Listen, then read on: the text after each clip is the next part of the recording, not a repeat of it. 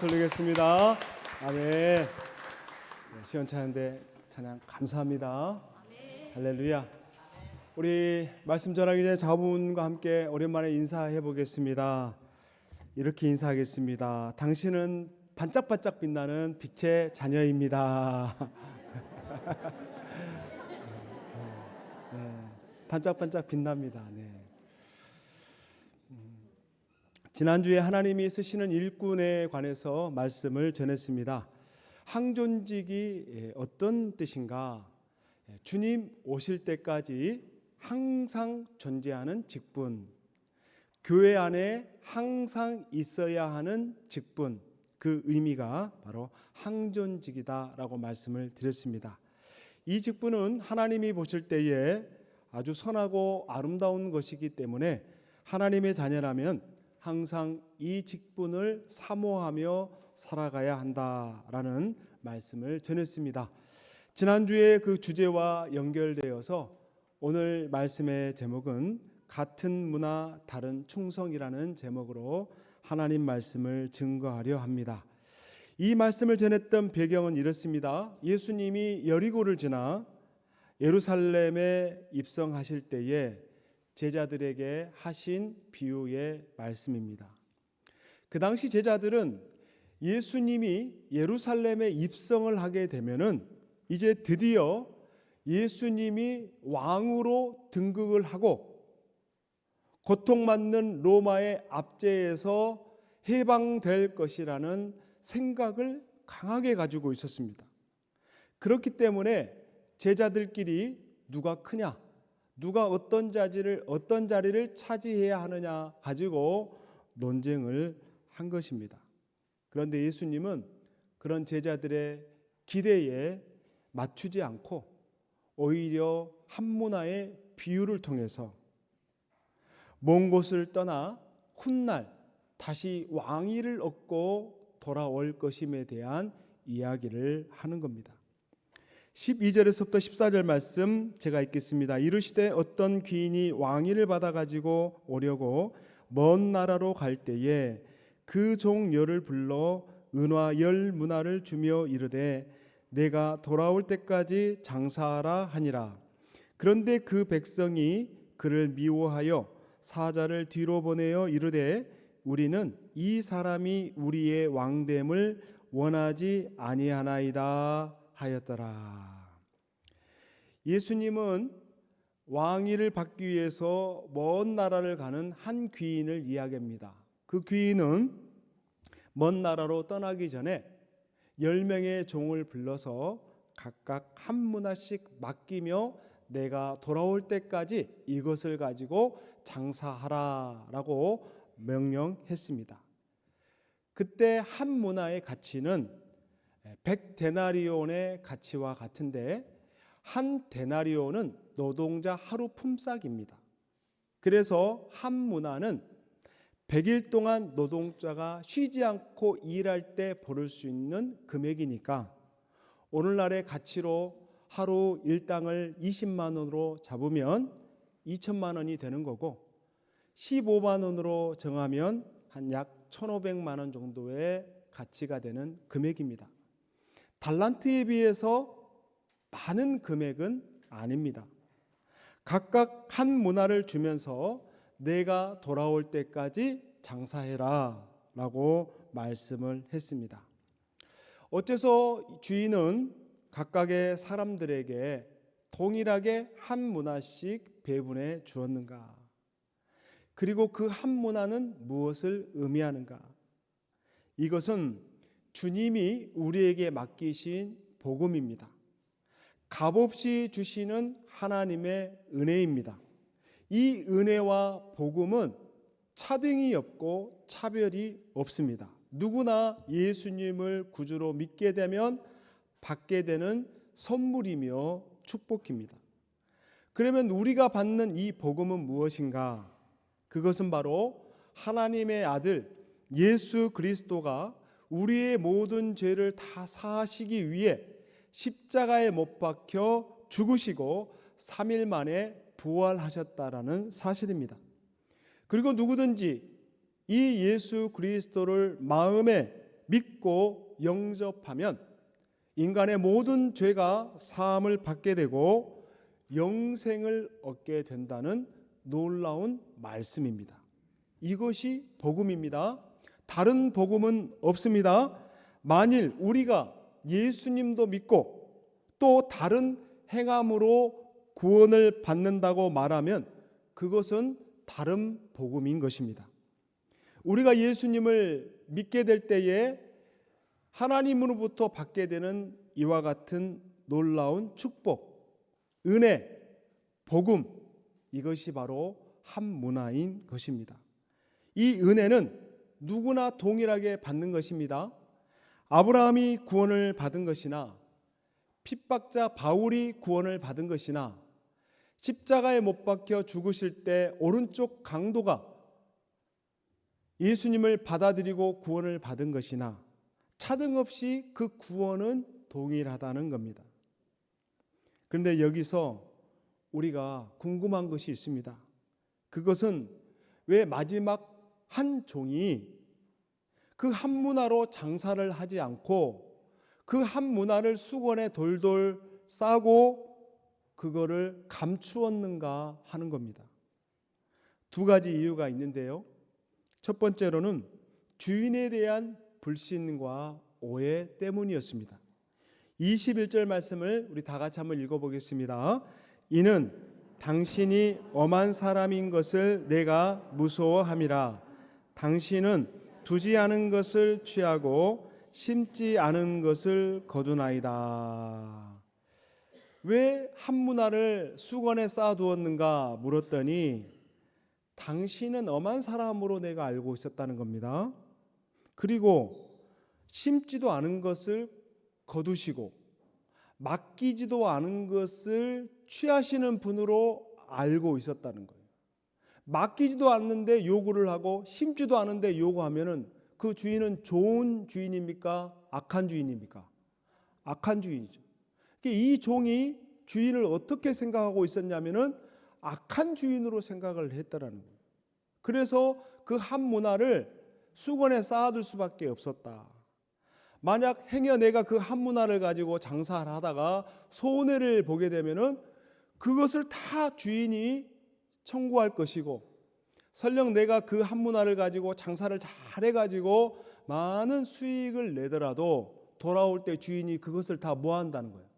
다 몰수할 것이라고 생각을 했기 때문에 한 문화를 그냥 감춰버렸다는 거예요. 그런데 이 종은 주인을 너무나도 잘못 알고 있었습니다. 주인이 어떤 분인지를 몰랐어요. 만약에 그런 것이라면 그 돈을 은행에 맡겨도 이자와 원금을 받게 될 텐데 왜 굳이 내가 너희들에게 한 문화를 맡겼겠느냐라고 주인이 말하는 것처럼 이 종은 주인을 너무너무 잘못 알고 오해하고 있었다는 겁니다. 근데 만약 이 종이 이런 생각을 했다고 생각해 보세요. 우리 주인은 선한 주인이기 때문에 내가 열심히 장사를 하다가 손해를 봐도 착하고 충성된 종이라고 칭찬했을 것이고, 내가 그 받은 것을 다 본전까지 잃어버린다 하더라도 내가 주인의 말씀에 순종했기 때문에 주인이 괜찮다, 애썼다라고 칭찬하실 것이다. 이렇게 그 종이 생각을 했더라면은, 그러한 주인에 대한 신뢰하는 마음이 있었더라면 주인이 돌아올 때까지 최선을 다해서 그 한 문화를 가지고 장사를 했을 거란 사실입니다. 그러면 주인이 왕위를 받으러 떠날 때에 10명의 종들에게 나누어졌던 그 한 문화는 형벌입니까? 축복입니까? 축복이죠. 하나님이 우리에게 허락하신 인생은 짐입니까? 축복입니까? 축복이거든요. 하나님이 우리에게 맡기신 이 직분은 짐덩어리입니까? 은혜입니까? 은혜란 말이죠. 책을 덮고 삶을 열다라는 정혜윤 작가가 쓴 에세이에 시지프의 신화에 관한 이야기를 합니다. 일본 규슈 가고시마현 남쪽 야쿠시마 섬에 야마오 산세이라는 농부 시인이 살고 있었습니다. 이 일본에서 농사를 한다. 우리도 마찬가지지만 그 농사일이 얼마나 고됩니까? 해도 끝이 없죠. 그렇게 끝이 없는 그 일을 보면서 이 농부 시인이 그리스 신화 시시포스를 생각하게 떠오르게 된 거예요. 그리고 그 시시포스를 위한 시를 하나 썼습니다. 이 시시포스가 무슨 사람, 어떤 사람이냐? 신으로부터 영원히 죽을 수 없는 형벌을 받고 힘에 겨운 커다란 바위를 어깨에 짊어지고 산 꼭대기로 올라갑니다. 산 꼭대기에 그 큰 바위를 올려놓으면 바위가 소리를 내면서 다시 아래로 굴러 떨어집니다. 그러면 다시 시시푸스가 내려가서 그 바위를 다시 짊어지고 산 꼭대기로 올라가요. 올라가면 바위는 또 소리를 내며 또 바닥으로 떨어집니다. 영원히 죽지 못해서 그 형벌을 받는, 계속 그 일을 감당해야만 하는 시시포스에게 주어진 형벌이었습니다. 그런데 이 일본 농부 시인이 이 시시포스를 생각하면서 이런 시를 쓴 거예요. 이 형벌이 아니게 하는 몇 가지 길이 있다. 그 하나는 시시포스가 힘에 붙이는 커다란 바위를 산 꼭대기까지 다 짊어지고 올라갔을 그때의 기쁨이고, 또 하나는 커다란 돌이 다시 바닥으로 굴러떨어지는 것을 바라볼 때의 휴식이고, 다시 한 차례 그 바위를 짊어지기 위해 천천히 산을 내려갈 때 주변 풍경이 주는 짧지만 깊은 위로다. 시시푸스의 그 형벌을 보면서 끝도 없는 그 농사의 일을 보면서 이 일본 시인이 그 무거운 짐을 산 꼭대기로 올라갔을 그때의 기쁨이 있고, 바위가 굴러 떨어지는 것을 바라볼 때에 잠깐의 휴식이 있고, 그 바위를 다시 짊어지고 올라가기 위해서 천천히 내려갈 때에 나에게 다가오는 그 짧지만 깊은 위로가 있다. 이렇게 그 인생을 통찰한 거예요. 그런데요, 이 시시푸스의 인생이 어쩌면 우리의 인생이기도 합니다. 우리가 뭔가를 새롭게 시도하려고 할 때에 항상 뭔가에 부대끼는 것이 있죠. 그리고 어떤 일들을 내가 성과를 내려면 그것을 꾸준히 반복해서 노력해야 되는 성실과 인내가 필요하죠. 그리고 어떤 경우에는 내가 아무리 그것을 노력한들 별로 달라질 것이 없다라고 그렇게 의심하는 순간이 찾아올 수도 있죠. 그런데 이 일본 농부 시인이 그 인생을 좀 관점을 바꿔서 바라보기 시작하니까 거기에 뭐가 있더라는 거예요. 거기 안에도 기쁨이 있고, 그 안에도 휴식이 있고, 그 안에도 위로가 있더라는 거예요. 우리는 인생을 해석할 때 인생은 고해다. 인생은 무거운 짐을 지고 가는 그런 순례길이다. 그러나 그 가운데에 기쁨이 있고, 그 가운데 휴식이 있고, 그 가운데 위로도 있는 것이죠. 주님의 사명을 감당하는 주의 일꾼들도 마찬가지입니다. 맡겨진 그 짐이 무겁기만 한 게 아니에요. 그것은 하나님이 우리에게 골탕 먹이기 위해서 주는 형벌이고 짐이 아니라는 겁니다. 그것을 통해 하나님이 기뻐 받으시고 그 열매를 통해 하나님이 상급을 주시고 그 일을 통해 보람을 느끼고 만족을 느끼며 기쁨과 위로의 그 시간을 주기 위해서 하나님이 우리에게 그 직분을 주신다는 사실입니다. 한 문화를 그 종들에게 맡기신 주인의 의도는 형벌이고 짐이 아니라 축복이고 선물이었다라는 사실입니다. 그런데 성경에 등장하는 그 한 문화를 받은 사람은 그게 선물이 아니고 형벌이고 짐이라고 생각했어요. 주님은 맡기지도 않은 것을 요구하고 심지도 않은 것을 주장하는 분이 아닙니다. 하나님은요, 심는 대로 거두시는 분이에요. 심은 대로 거두시는 분이에요. 우리 하나님은 무자비한 분이 아닙니다. 성경에 보면은 하나님은 긍휼과 자비가 많으신 분이다라고 고백합니다. 다윗도 시편에 보면은 여호와는 은혜로우시며 자비로우시고 노하기를 더디하시고 인자하심이 크시다라고 고백합니다. 우리 하나님은 긍휼이 많으시고 자비가 크시고 인자가 더하시는 그 하나님. 그래서 그 종이 그러한 하나님으로 그러한 주인으로 알았다라면 자신에게 맡겨진 그 한 문화를 최선을 다해서 감당하고 많은 열매로 하나님께 영광 돌렸을 겁니다. 우리도 마찬가지입니다. 우리에게 어떠한 사명을 주고 우리에게 직분을 주신 그분이 누구인지를 바르게 알 때에 우리가 그분의 말씀 앞에 순종할 수 있는 것입니다. 불신하지 않고 그분을 신뢰할 수 있는 것이죠. 우리가 신앙생활을 하면서 왜 순종하지 못하는가? 왜 우리가 하나님 앞에 충성하지 못하는가? 우리가 왜 하나님이 주신 그 기회를 도전하지 못하는가? 생각해 보면은 믿음의 경륜이 짧아서도 아니고 문제가 너무 크기 때문이 아니고 하나님을 온전히 신뢰하지 못하기 때문에 오는 그런 생각들이라는 거예요.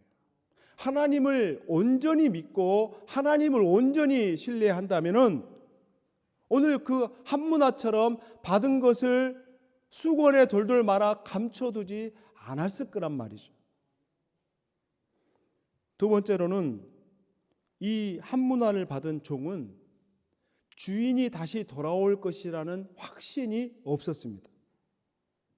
주인은 분명히 내가 돌아올 때까지 장사해라라고 말을 했는데 이 종은 돌아올 일이 없을 것이라고 생각을 해서 그 한문화를 감춰버린 거예요.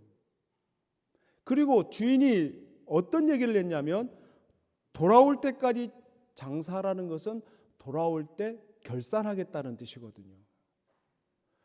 결산하지 않을 것이라고 생각을 했기 때문에 그 한 문화를 놀린 거예요. 하나님을 믿는다는 성도들 중에도 예수님의 재림에 대해서 크게 마음으로 두지 않고 세상에 취해서 살아가는 성도들 참 많습니다. 우리는 사도신경의 고백처럼 예수님은 살아있는 자와 죽은 자의 심판자로 오시겠다라고 늘 고백하지만은 사실 그 사실을 크게 마음의 염두에 두지 않고 살아갑니다. 세상을 즐겨하고 세상에 취하고 세상의 것이 전부인 것인 양 그렇게 생각하면서 다시 오실 예수님의 재림을 마음에 두지 않고 살아가는 거예요. 종말론적 신앙이라는 것이 뭐냐면은 내가 지금 말하고 행동하는 것이 그날에 주님이 어떻게 평가하실까를 의식하면서 사는 거예요. 재림의 때에 종말론적 삶을 산다는 것은 내가 하는 말과 행동이 마지막 주님 오실 그날에 나를 어떻게 평가하실 것인지를 계속 의식하면서 살아가는 삶, 이것이 종말론적 삶이에요. 그런데 이러한 의식을 하면서 성도들이 살고 있느냐? 우리 한국교회 성도들은 이런 종말론적 의식을 가지면서 일상을 살아내고 있느냐? 아니면 지금 세상 사람들처럼 눈에 보여주는 것에 기뻐하고 슬퍼하고 하나님보다 당장 눈앞에 보여지는 어떤 것들을 더 좋아하는 그런 마음을 살아간다면 다시 오시겠다라는 주님의 말씀을 지금 믿지 못하고 살고 있는 그 한 문화의 종과 같은 것입니다. 요한계시록 22장 20절에 보면은 마지막 성경의 말씀이 마무리되면서 내가 진실로 속히 오리라 라고 말씀하실 때에 사람들이 어떻게 반응했습니까? 주 예수여 어서 오시옵소서 라고 성경 신약의 요한계시록 말씀이 끝이 납니다. 주 예수여 어서 오시옵소서로 성경이 끝이 나는 거예요. 그런데 우리는 그 어서 오시옵소서라는 그 고백을 선뜻 하지 못합니다. 주 예수여 천천히 나중에 오시옵소서, 이렇게 아마 고백할 사람 많을 거예요. 주인에 대한 잘못된 생각, 그리고 돌아오셔서 반드시 결산하실 것이라는 생각을 갖지 않고 살기 때문에 그 한문화처럼 그 받은 것을, 그 귀한 복음을, 귀한 하나님의 은혜를 쓰지 않고 감춰버렸다는 거예요. 그러면 주인이 다시 돌아오시는 이유가 무엇인가? 왜 오시는 것인가? 그것은 맡긴 것을 결산하기 위해서 오시는 거예요. 왜 오신다고요? 주님이 마지막 때 오시는 이유가 뭐라고요? 결산하기 위해서 오시는 거예요. 저와 여러분의 삶을 결산하기 위해서 오시는 거예요. 여행하러 유유자적에게 오신 게 아닙니다. 결산하기 위해서 오셨다는 거예요. 15절 말씀 보면 귀인이 왕위를 받아가지고 돌아와서 은하를 준 종들이 각각 어떻게 장사하였는지를 알고자 하여 그들을 불렀다라고 합니다. 마지막 주님 재림지로 오실 때에 우리 다 부르실 겁니다. 다 불러서 어떻게 장사했는지를 물어보실 거예요. 받은 은혜와 받은 복음을 어떻게 사용했는지를 물어보신다는 거예요.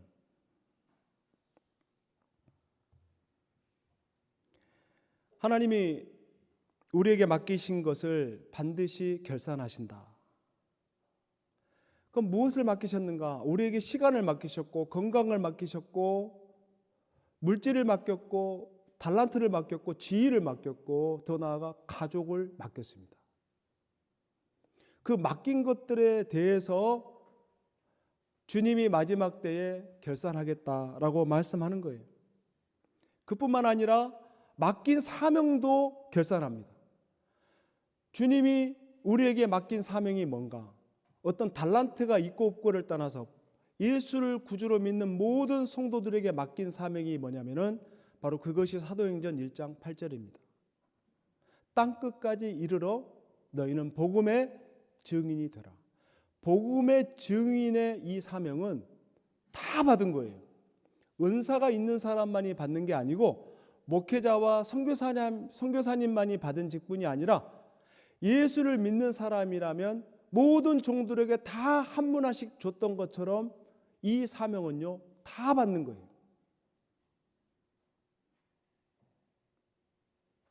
그래서 사도 바울의 고백처럼 때를 얻든지 못 얻든지 항상 복음을 전하고 잃어버린 영혼들을 구원하는 일에 힘을 쓰고 이 땅에 섬기는 자로서 겸손히 주님의 말씀을 섬겨 나갈 때에 그것이 열매가 되어 마지막 때에 결산할 때에 착하고 충성된 종이라고 주님이 우리를 칭찬하시는 겁니다.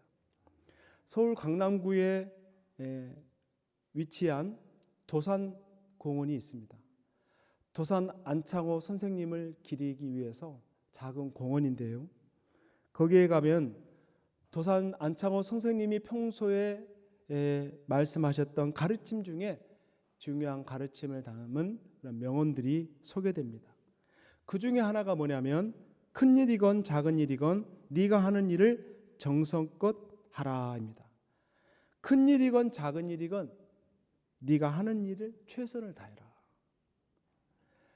도산 안창호 선생님이 미국에 유학 시절에 그 동양 사람들이 그 당시에 그 맡은 일이라고는 다 허드렛 일, 청소나 세탁 이런 쪽의 일이 주된 일이었다고 합니다. 그래서 도산 안창호 선생님도 시간이 될 때마다 돈을 벌어야 돼서 청소를 했다고 합니다.